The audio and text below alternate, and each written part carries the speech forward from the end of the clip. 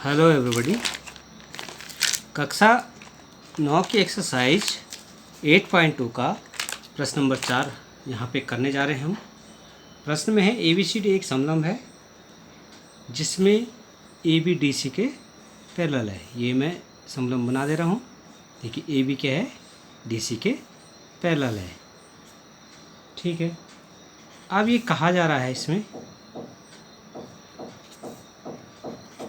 साथ ही BD विकर्ण है। ये BD को एक विकर्ण के रूप में हम खींच देते हैं। ठीक है, और E भुजा AD का मध्य बिंदु है। ये E मध्य बिंदु है। E से होकर रेखा AB के समांतर हमने एक रेखा खींच दी है जो BC को F पर प्रक्षेद करता है। दर्शाई कि F भुजा BC का मध्य बिंदु है। तो इसकी कैसे हम हल करेंगे। ठीक है, अब इसको देखिए, यहाँ पे हमें दिया है ABCD समलंब है। ABCD एक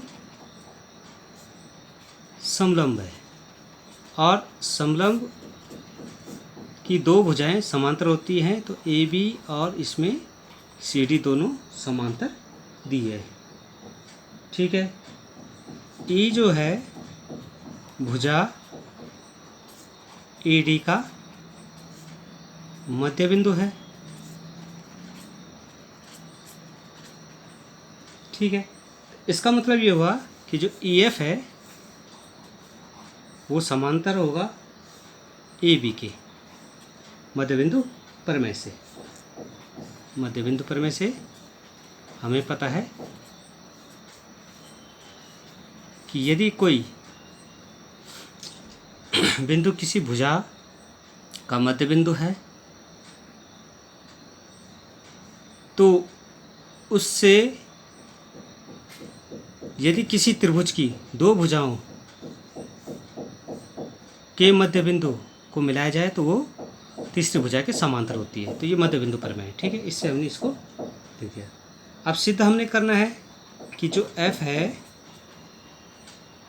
सिद्ध करना है F BC का मध्य बिंदु है।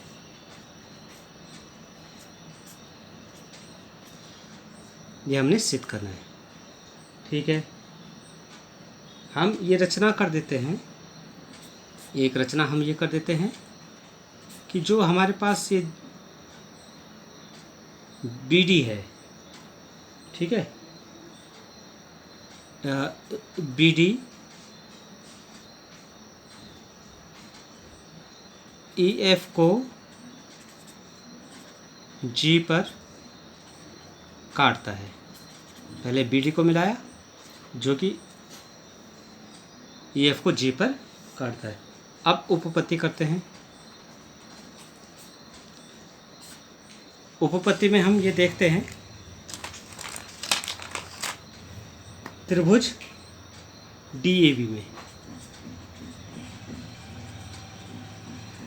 देखिए आपके पास DAB, इस त्रिभुज में हम देखते हैं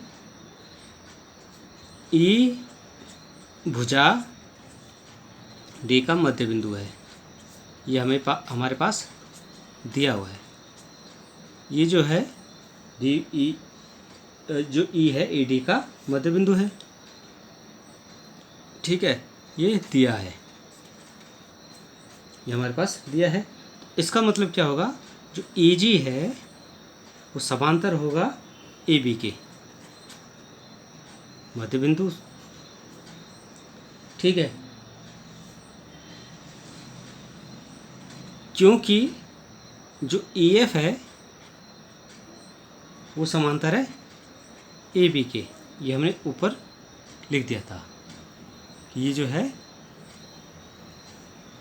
EF जो है AB के समांतर है, EF AB के समांतर है। तो इसका मतलब क्या होगा, EG भी AB के समांतर होगा। अब इसके आगे हम करते हैं। अब देखिए यहाँ पर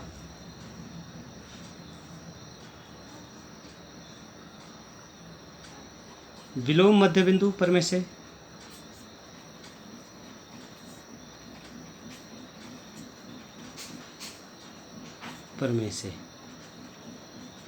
ठीक है, विलोम मध्य बिंदु प्रमेय से देखिए जी जो है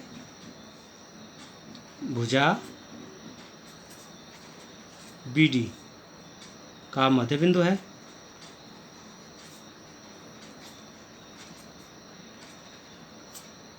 ठीक है, जब ये इसके समांतर है, EG AB के समांतर है, तो G भुजा BD का मध्य बिंदु है। ये विलोम है। मध्य बिंदु प्रमेय क्या बोलती है कि यदि किसी त्रिभुज की दो भुजाओं के मध्य बिंदु को मिलाने वाला रेखाखंड तीसरी भुजा के समांतर होता है। और इसमें क्या है, विलोम में क्या है, यदि समांतर है, यदि त्रिभुज के मध्य बिंदुओं को मिलाने वाली रेखा तीसरी भुजा के समांतर है, तो यदि कोई रेखा समांतर है तो ये क्या होगा, मध्य बिंदु होगा। ठीक है, E और G मध्य बिंदु होगा। अब यहाँ पे त्रिभुज BCD में देखते हैं। अब BCD देखिए, आपके पास ये आपके पास BCD ये वाला त्रिभुज देखिए। इस त्रिभुज में आप देख रहे हैं कि जो आपके पास G है वो BD का मध्य बिंदु है। G BD का मध्य बिंदु है।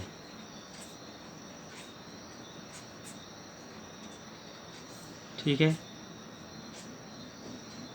अब ये जो इसका मध्य बिंदु है G BD का अगर मध्य बिंदु है तो इसका मतलब ये होगा कि जो GF है वो पैरेलल होगा DC के।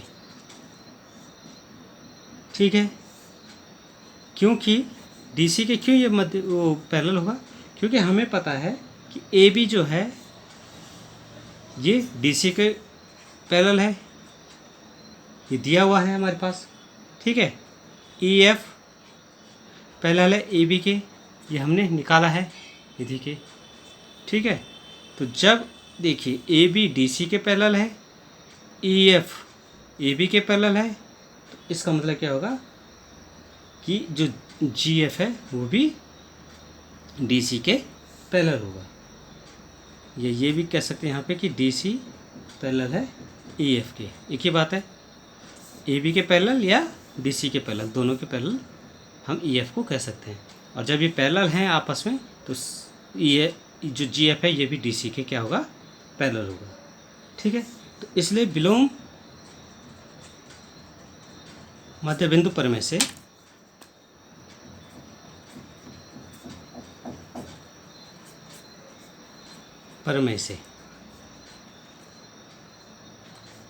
F भुजा BC का मध्य बिंदु है। जब पैरेलल है तो ये आपके अपने आप इसका मध्य बिंदु सिद्ध हो जाता है। ये है विलोम मध्य बिंदु प्रमेय से।